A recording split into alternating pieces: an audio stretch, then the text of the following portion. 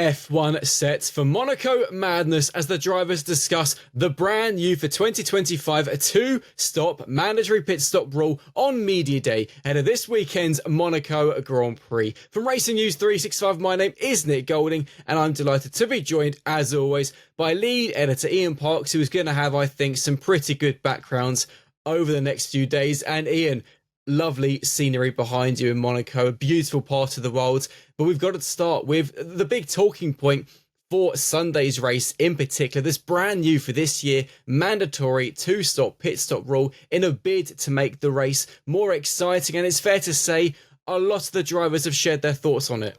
Quite naturally, it was the opportune time to talk about it, wasn't it, coming into this weekend?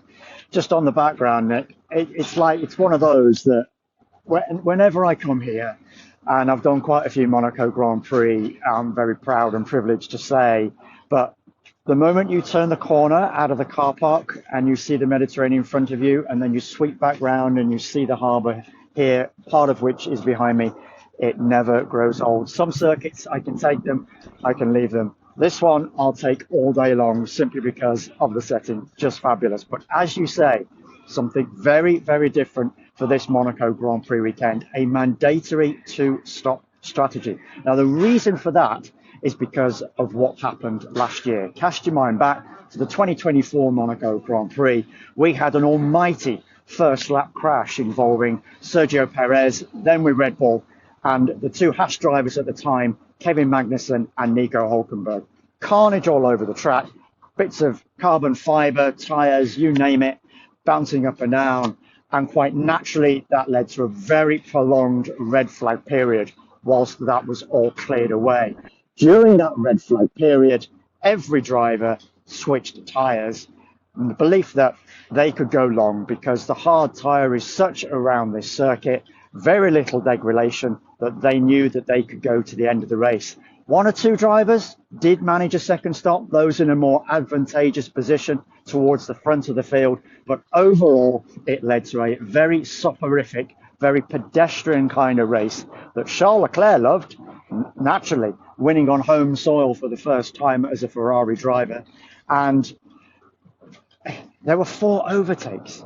That was the key point, just 4 overtakes that took place in that race thereafter. So what happened?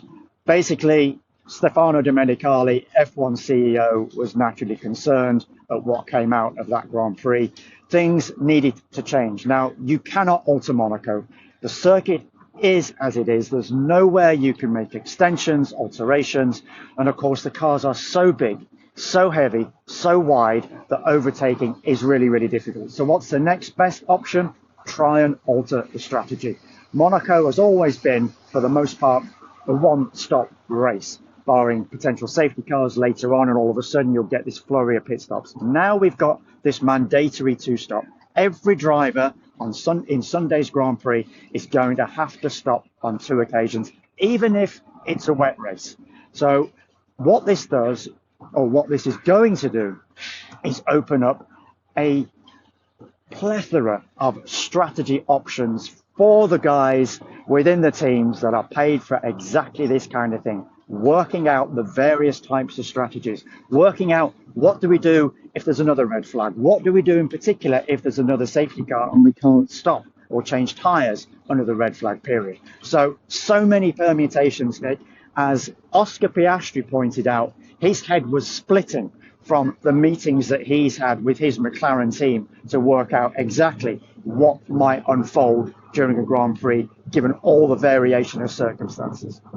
It promises to potentially have chaos, especially if we do get a very early incident, a very early safety car, VSC. Who knows what's going to happen? Only time will tell. And I'm glad you mentioned Oscar Piastri because, of course, McLaren are running a special livery for this weekend. But another big talking point, Ian, is, of course, the F1 movie, which, of course, releases globally on the 25th of June, but also in US and Canada 2 days later on the 27th. And the drivers, for those who wanted to attend, got a special screening of the film yesterday. One driver who was very keen for the thoughts and feelings of those in the paddock was Lewis Hamilton.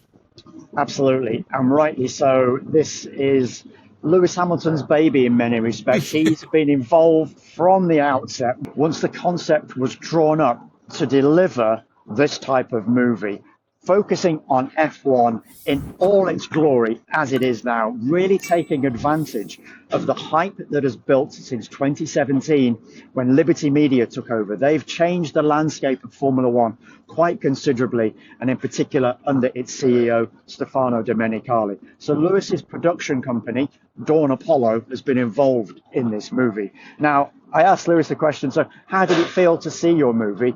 And he turned around and said, well, I've actually seen it about 20 times now, which is understandable because they've got to go through the various cuts, the various edits to make sure everything looks as realistic as possible.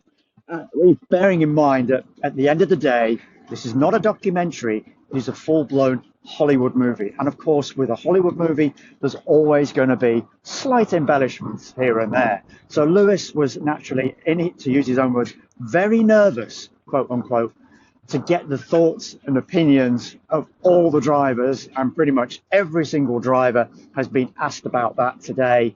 And everyone has, for the most part, given a thumbs up to the realism, the storyline, the script. Yes, as I've mentioned, there are those little Hollywood aspects. There are some things within the movie that, as F1 aficionados like ourselves, Nick, that watch every single Grand Prix, for the F1 drivers, quite naturally, of course, there are going to be some things that we will see that we just go, that doesn't quite ring true. That would never happen in real life. But for the most part, the elements that Lewis has been able to introduce with his expertise, quite naturally drawn upon as a 7-time world champion, as a 105-time Grand Prix winner, of course, then yes, for the most part, as I say, the drivers are really happy with what they've seen. There are certain elements that they feel, actually, that's exactly how things would have unfolded. Esteban Ocon, the Haas driver, give a little bit too much away during his media session, it's fair to say. I'm not going to say what Esteban said. We've got an article on our website if you'd like to read that gives a bit more insight from Esteban's perspective as the actual storyline, and in particular something that occurred towards the end of the movie. So as I say, if you don't want to know, if you want to go and watch the movie for what it is, Esteban Ocon's comments on our website. Spoiler alert. Yeah, so spoilers, a little warning. If you don't want to know what happens, don't read the article. But we'd love it if you did read the article, of course. Just sticking with Hamilton, Ian, and actually he came out with some really interesting quotes about his first F1 team, McLaren, and in particular, what is facing Oscar Piastri and Lando Norris this season, because even Lando then, a few minutes after Hamilton's media session, spoke himself about some of the things which haven't been going right this season as well.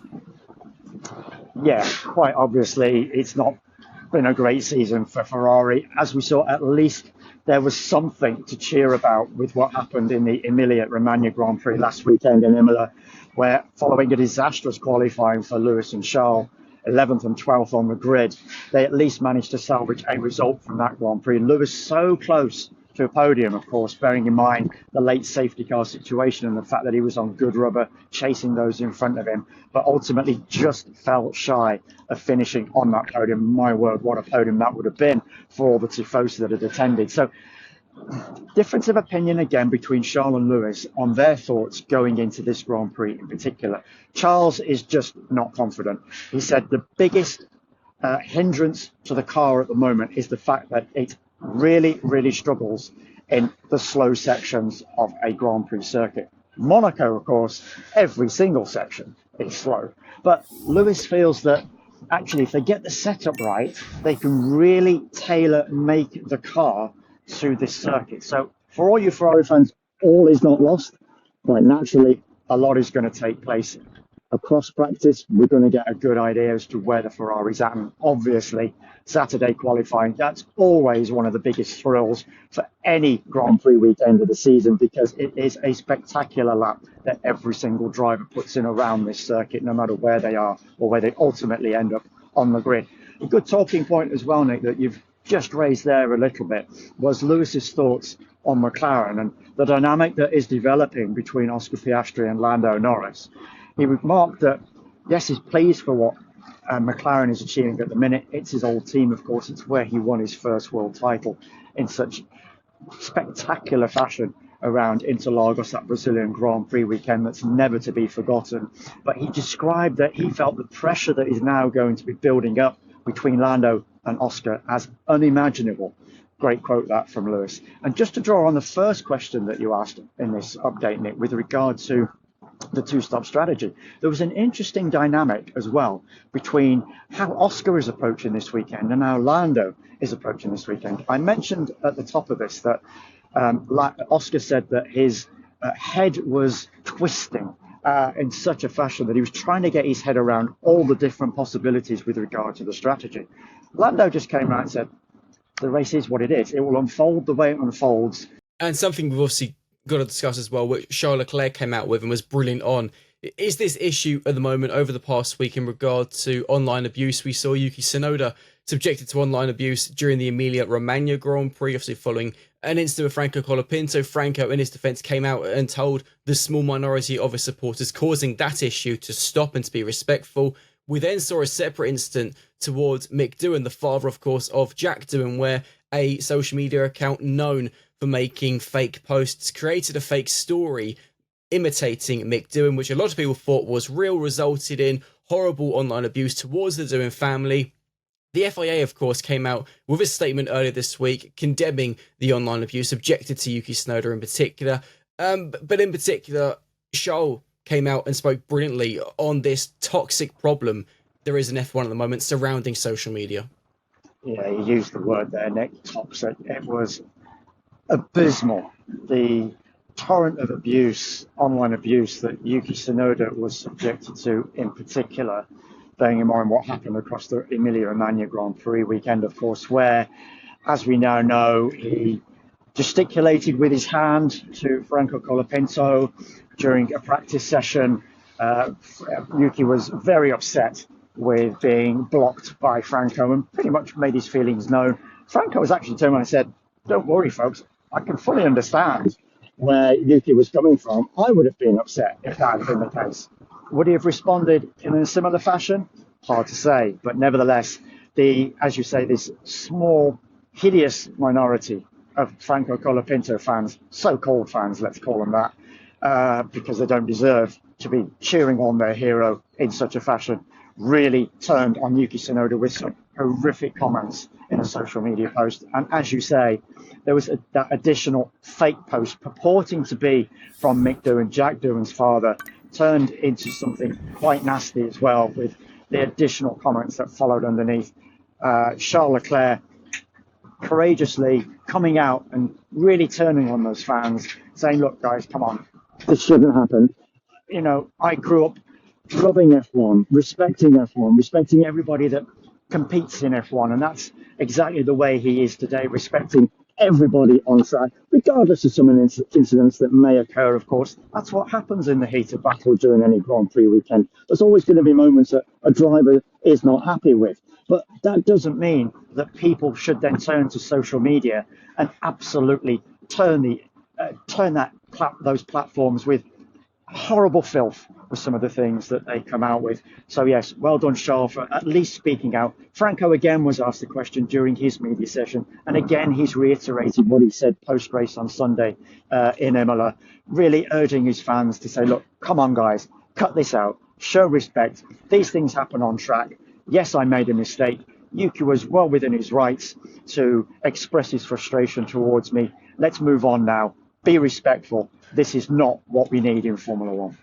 Hopefully, yeah, we do see an improvement and an end to this things happening. Ian, amazing stuff. As always, I'm glad to get back to the media centre before that rather dark cloud approaches and maybe a little bit of rain on the horizon. Who knows? If you have been watching this video, please do smash the like button, subscribe to the channel, and comment below what you think is going to happen this weekend. And of course, Ian and I will be back on Friday after first and second practice. See you later. As always, folks, take care. Thanks for watching and listening. It should be a fun weekend in Monaco.